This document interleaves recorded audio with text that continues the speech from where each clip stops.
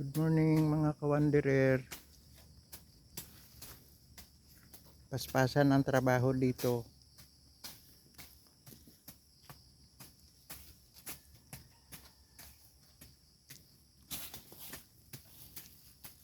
Kailangan malinis buong paligid. Madaming bisita bukas hanggang Lunes.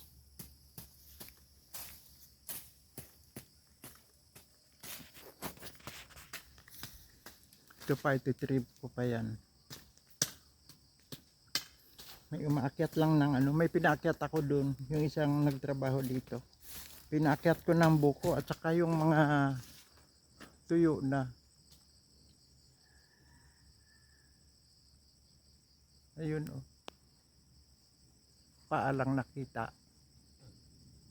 May buko ba na nakuha?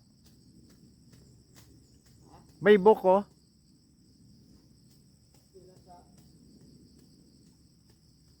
Parang kunti ang bunga niya ngayon. Wala kang nakuhang buko.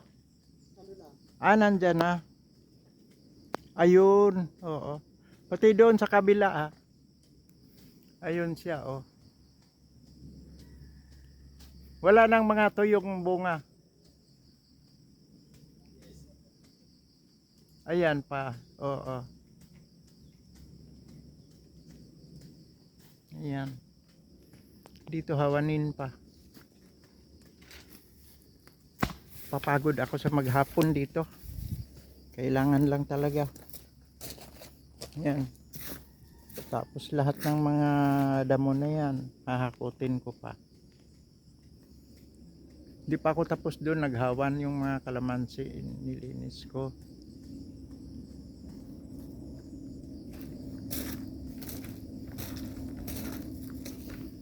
Dito pa, nagwawalis pa ako.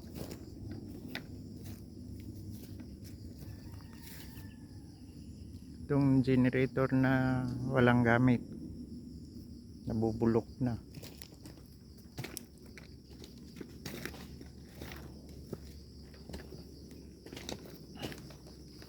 Dito na tanggal ko na lahat ng damo, sinigaan ko na. Ulitin namang walisin yung paligid dyan hanggang taas pa. Maglunmawer pa ako dun sa garden sa sa kubo.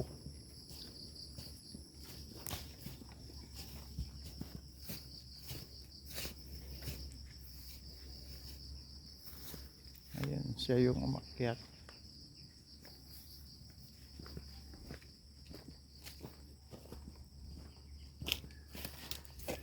Kunti lang ang buko.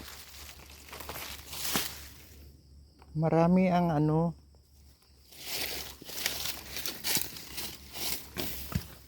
hulog ko na dyan. Hahakutin ko ng karitilya.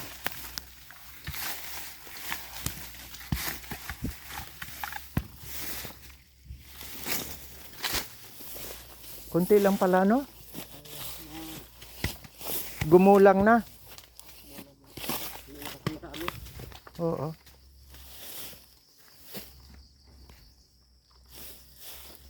Tapos yung yung hindi kaya siya magulang na? Hindi pa kasi. Baka doon naman sa amin yung kinukuha namin. Ganito? Oo. Oo, sa bagay sanay ka naman Doon sa kabila. Diyan ko na sa baba hakutin.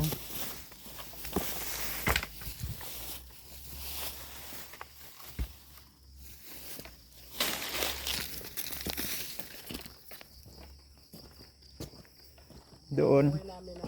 Bibili ako ng mga 3 kilo rambutan. Meron kasi napabili.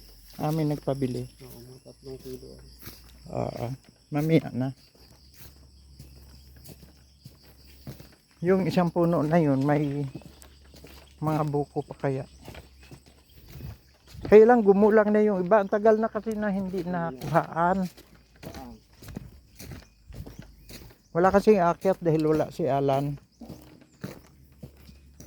Mahirap pa mag-aakyat Oo. Sinong nagpabiling rambutan? May, kapitbahay doon. Kapatid ni Alan, Ah, yung panganay. yung babae? Oo. Nandyan? Bago na pauwi din sa galing abroad. Oo nga. Mga isang buwan. Ah, mag-isang buwan na. Ayan. Sana mga 2 buwig ang ano dyan. Opo. Oo. Yung medyo may laman tapos yung tamang-tamang buko.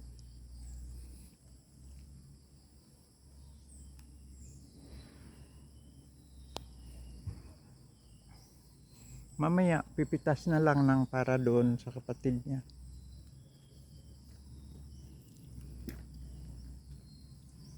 Yung aking patula gumapang na. Hindi ko pa nalagyan ng ano niya. Itong mga basil ko, naparami ko ng naparami, hindi pa ito nagagamit.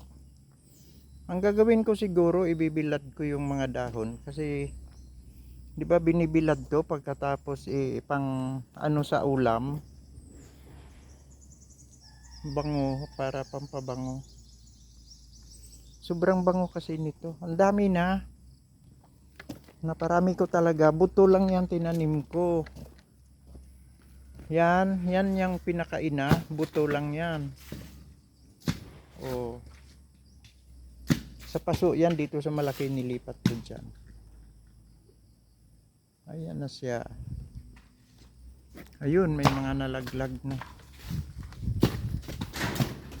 Marami ang ano, tuyo, panggata.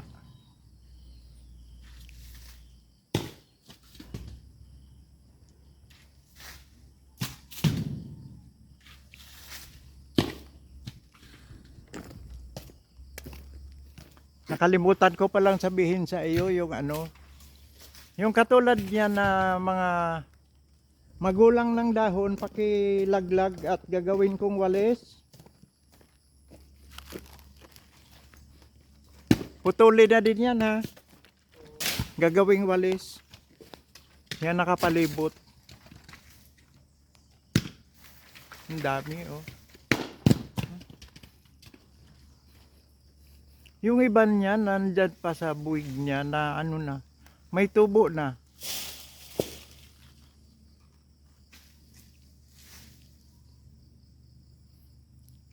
Nakalimutan ko dun sa kabila. Dapat nakagawa ng ano.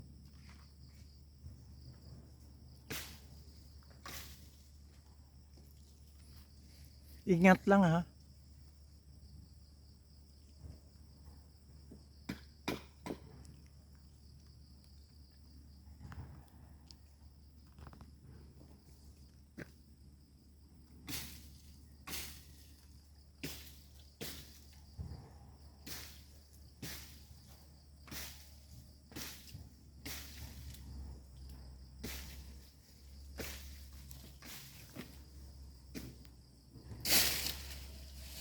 Ito pa? Oo. Basta yung magulang ng dahon. Nakalimutan ko dun sa kabila. Mayroon dun sa puno sa taas pang ano. Pakuhain kita ng gagawing walis.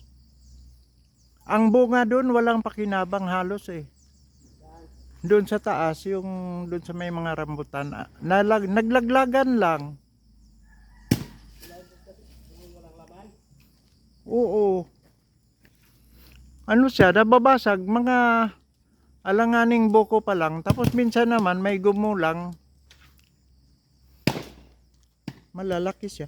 Ayan o, ang haba na ng tubo niya. Oo, pantanim na yan. Isipin mo yan, oh. Kung tutuusin, dapat nalaglag na siya. Ang tibay. Oh, ang haba na. Pantanim ko na yan. Ay, tinamaan yung ano. Sige lang, baka ako naman ang tamaan.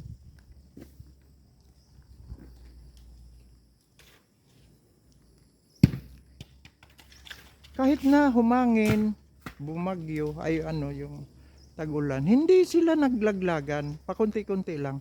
Tapos ngayon tingnan mo yan ng kinuha. Ang haba na ng tubo niya. Ayan oh. Yan, kailangan kasi malinis.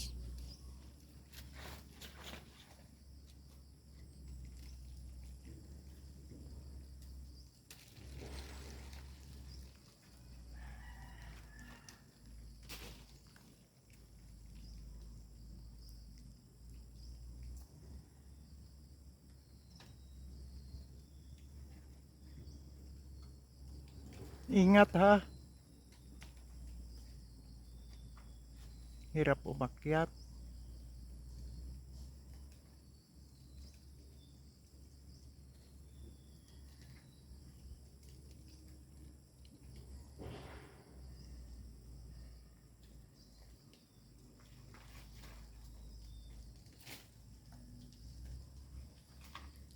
Andun na siya.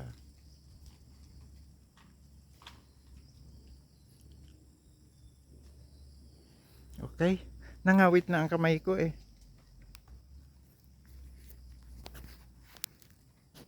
Marami na. Mayroon pa sa baba. Hindi pa ako pwedeng tumapat kasi maglaglag pa siya.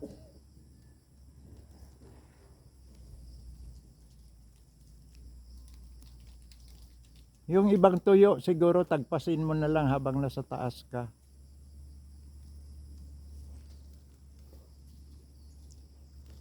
Okay na guys. Mga ka-wanderer, good morning uli. Thank you.